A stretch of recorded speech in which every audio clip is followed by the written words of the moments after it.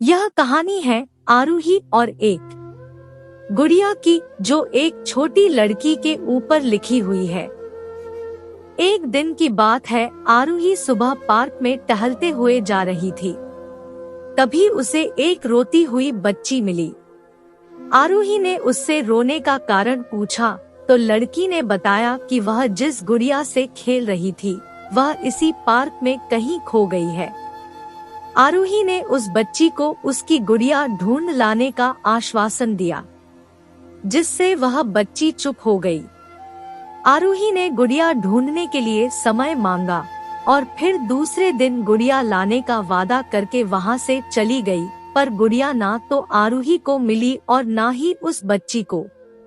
आरूही ने गुड़िया की तरफ से एक काल्पनिक पत्र उस बच्ची को लिखा और जब वह बच्ची पार्क में गुड़िया पाने की आशा में आई तो आरूही ने वह पत्र उस बच्ची को पढ़कर सुनाया। पत्र इस प्रकार था, कृपया रोना मत, मैं समय समय पर उस गुड़िया के बारे में तुम्हें लिखती रहूंगी, बस तुम रोना मत। अब आरूही रोज उस खोई हुई गुड़िया की तरफ से काल्पनिक पत्र लिखने लगी और लगभग रोज ही उस बच्ची को पढ़कर सुनाती, जो कि यात्रा का काल्पनिक वर्णन हुआ करता था। आरूही ने इस काल्पनिक लेकिन रोचक वर्णन ने उस बच्ची को रोने नहीं दिया। वह खुशी खुशी अपनी गुड़िया के घुमक्कड़ी किस्से सुनने लगी और अब वह खुश रहने लगी। एक दिन जब काफी कहानियां हो गई तो आरूही ने एक दूसरी गुड़िया उस बच्ची को लाकर दी। जाहिर है वह गुड़िया बदली हुई थी। उस बच्ची को अपनी खोई हुई पुरानी गुड़िया जैसे नई लगी तो वह आरूही की ओर देखने लगी। आरूही अनजान बनते हुए गुड़िया में चिपकी एक चिट को निकालकर पढ़ने लगी।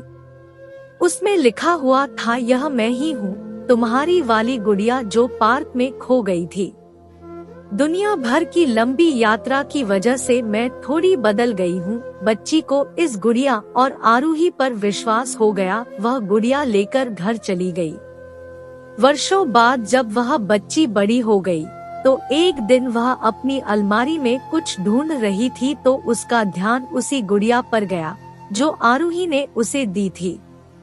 बचपन की बातें याद करके वह हंसने लगी। उसे सब समझ आ चुका था कि आरूही ने कैसे उसका मन रखा।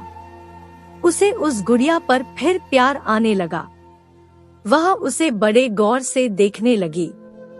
तभी उसकी नजर गुड़िया की फ्रॉक की आस्तीन में छुपे एक छोटे से पत्र पे गई। उसने बड़ी व्याकुलता से वह पत्र निकाला और पढ़ने लगी।